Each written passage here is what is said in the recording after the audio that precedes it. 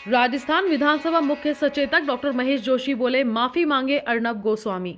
अर्नब गोस्वामी अपने आप को बहुत बड़े श्रेष्ठ पत्रकार मानते हैं, लेकिन जो उन्होंने सोनिया गांधी जी के खिलाफ बयान दिया है, उन्होंने सारी जनता का विश्वास तोड़ा है। आदरणीय सोनिया गांधी जी ने कहा है कि मैं इस देश में बहू बन के आई हूं, अब इस मिट्टी में मैं मिलूंगी।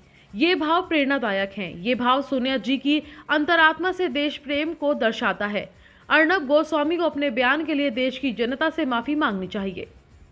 साथ ही जोशी ने कहा कि अभी कोरोना संकट के चलते लॉकडाउन के दौरान पुलिस ने 1 लाख से ज्यादा वाहनों को पकड़कर जब्त किया है, जिनका न तो कोई उपयोग हो रहा है और वह पड़े पड़े खराब हो रहे हैं।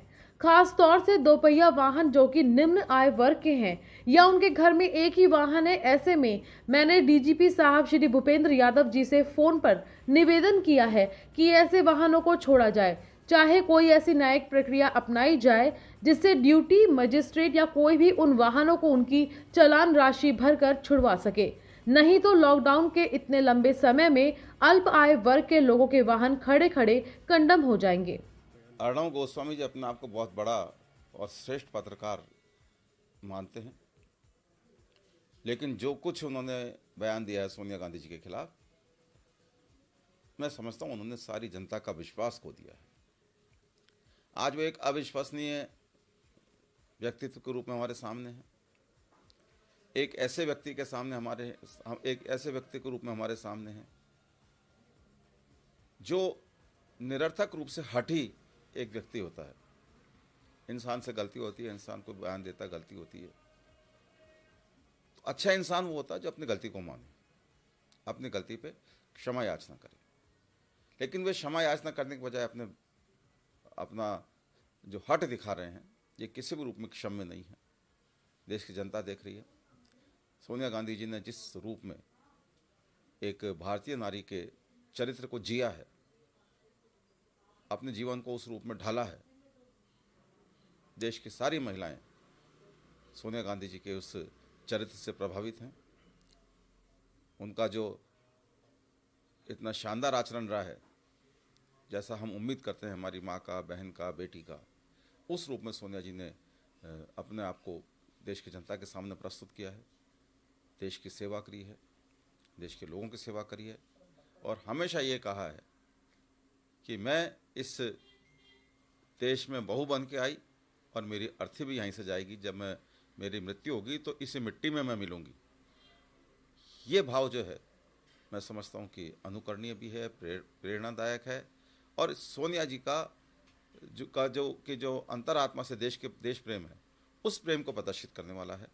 ऐसे व्यक्तित्व पे इस तरह की अनर्गल टिप्पणी करना, इसकी अर्णव गोस्वामी जी की और उनकी टिप्पणी की जितनी निंदा की जाए उतनी कम है। मैं उनकी निंदा करता हूँ और उनसे कहता हूँ कि उन्हें देश की जनता से माफ़ी मांगनी चाहिए। आपने डीजी साहब को सलाह दी है कि वाहन जो इसमें जब्त किए जा रहे हैं, इसके कितनी संख्या थी? 1 लाख? 1 लाख से ज़्यादा।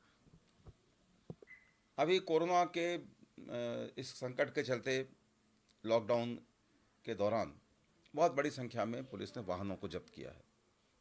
1 लाख से काफ़ी अधिक संख्या वाहनों की है, जो विभिन्न थानों में एक तरीके से मैं ये कहूँ पड़े हैं, और न तो उनका कोई उपयोग हो सकता है क्योंकि वो जब्त हैं, और पड़े पड़े वो खराब हो जाएंगे।